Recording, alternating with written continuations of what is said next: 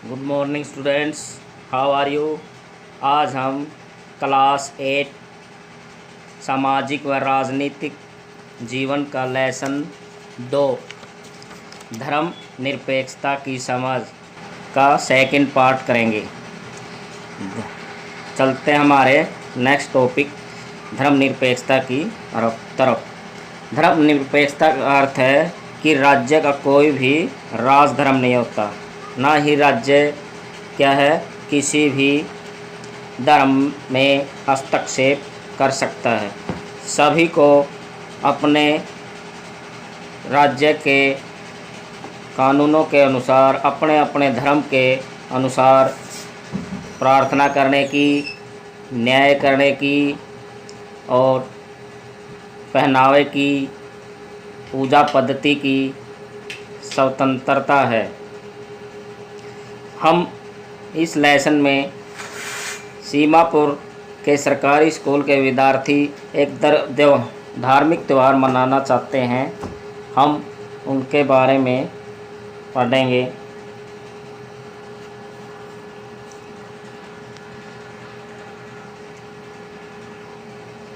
Sir, अगले महीने एक बहुत बड़ा त्यौहार आ रहा है। हमने कभी स्कूल में यह त्यौहार नहीं मनाया।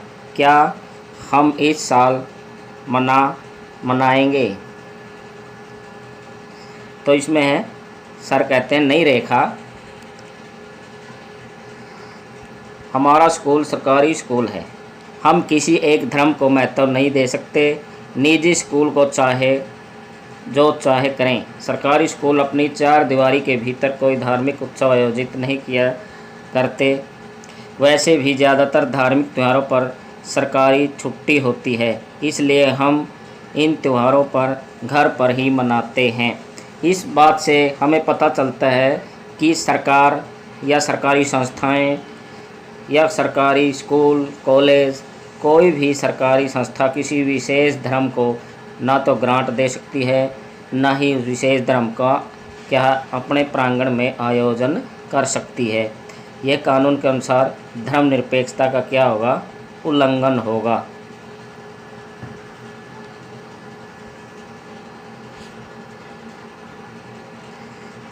मैंने इस दृष्टि से कभी सोचा नहीं था कि मुझे लगता है कि स्कूल के बाहर हम कभी भी यह त्यौहार मना सकते हैं। उपरोक्त चित्रकथा पट में स्कूल के भीतर किसी धार्मिक त्यौहार का आयोजन सभी धर्मों के साथ एक जैसा व्यवहार करने की सरकार की नीति के खिलाफ होता है। सरकारी स्कूल का अपनी प्रातःकालीन प्रार्थनाओं या धार्मिक आयोजनों के जरिए किसी एक धर्म को बढ़ावा नहीं दे सकते। यह नियम निजी स्कूलों पर लागू नहीं होता। यानी गवर्नमेंट स्कूल क्या है, किसी विशेष धर्म की से प्रार्थना से संबंधित आयोजन या प्रेयर नहीं कर सकते।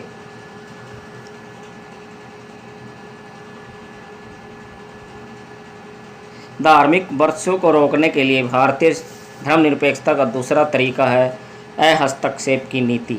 इसका मतलब है कि सभी धर्मों की भावना का सम्मान करने और धार्मिक क्रियाकलापों में दखल न देने के लिए राज्य कुछ खास धार्मिक समुदाय को कुछ विशेष छूट देता है। इसका धार्मिक स्वतंत्रता को बनाए रखने के लिए धर्म निरपेक्षता का दूसरा तरीका अहस्तक्षेप नीति, यानी राज्य किसी भी धर्म के मामले में इंटरफेयर नहीं कर सकता।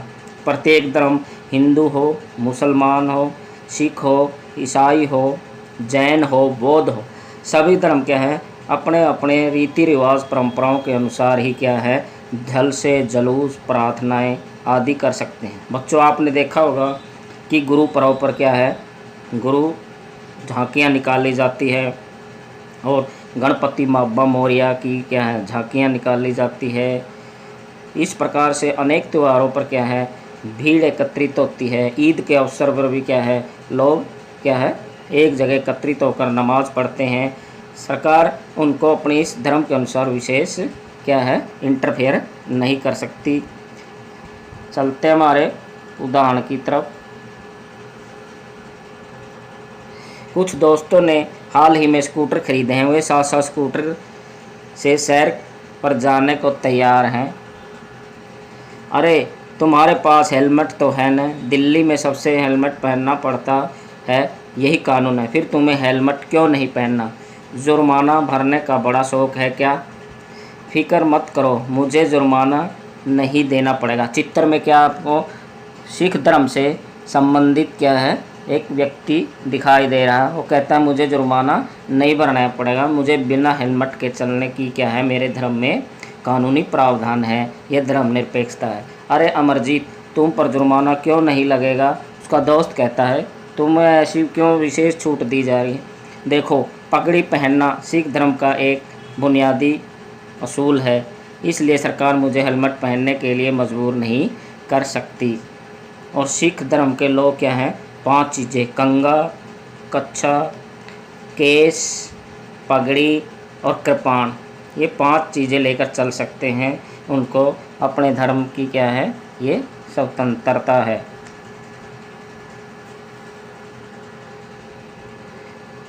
इस चित्रकथा पट में सिख युवक परमजीत के हेलमेट पहनने की जरूरत नहीं। कारण यह है कि भारतीय राज्य इस बात को मान्यता देता है कि पगड़ी पहनना सिख धर्म की प्रथाओं के मुताबिक महत्वपूर्ण है। लिहाजा इन धार्मिक आस्थाओं में दखलंदाजी से बचने के लिए राज्य में कानून में रियायत दे दी गई है। धार्मिक वृक्षों को रोकने के लिए भारतीय धर्मनिरपेक्षता का तीसरा हस्तक्षेप का तरीका है। इस अध्याय में पीछे आप छुआछूत के बारे में पढ़ चुके हैं। यही इस बात का उपयुक्त उदाहरण है कि किस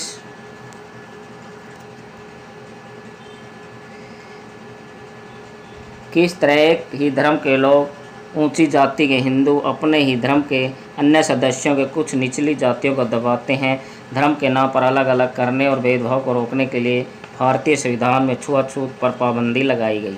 इस उदाहरण में राज्य धर्म के नाम पर अलग थलग करने को, भेदभाव को बढ़ावा देने वाली उस प्रथा को ख़त्म करने के लिए धर्म में हस्तक्षेप कर सकता है, जो निचली जातियों के लोगों के मौलिक अधिकारों का हनन करता है, क्योंकि वे भी इस देश के नागरिक हैं। इस तरह माँ बाप की संपत्ति में बराबर हिस्से के अधिकार का सम्मान करने के लिए राज्य को समुदाय के धर्म पर आधारित निजी कानूनों में भी हस्तक्षेप करना पड़ सकता है।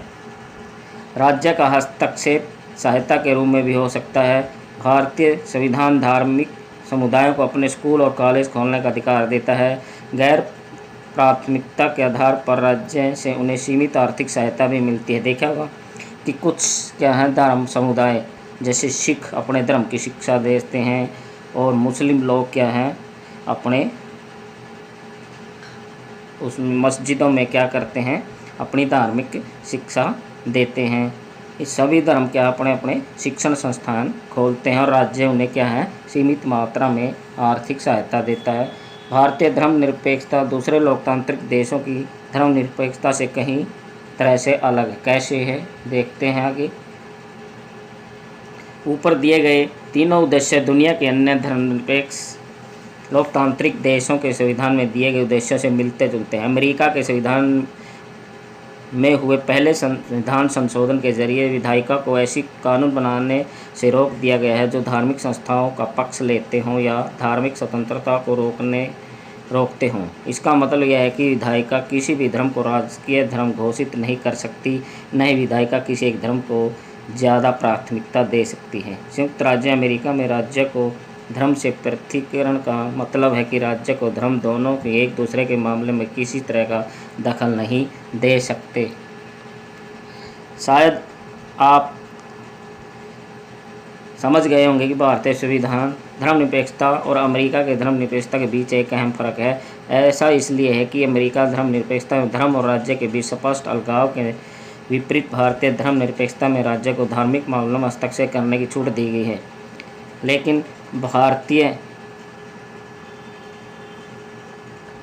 संयुक्त राज्य अमेरिका में सरकारी स्कूलों के ज़्यादातर बच्चे सुबह सबसे पहले वफादारी की शपथ लेते हैं। इस शपथ में ईश्वर की छत्र छाया शब्द आते हैं। 60 साल से भी पहले ही वहाँ यह तय कर दिया जाता है कि अगर यह शपथ किसी बच्चे की धार्मिक आस्था को ठेस पहुँचाती है तो उसे इसे दोबारा दोहराने की ज़रूरत नहीं। इसके बावजूद वहाँ ईश्वर की छत्र छाया वाक्यांश को कई बार कानूनी चुनौती दी जा चुकी है। चुनौती देने वालों का कहना है कि यह वाक्यांश अमेरिकी संविधान के पहले संशोधन में चर्च और राज्य के बीच किए गए पृथक्करण का उल्लंघन करता है। उपरोक्त चित्र में अमेरिका के सरकारी स्कूल के बच्चे वफादारी की शपथ लेते हुए दिखाए गए हैं।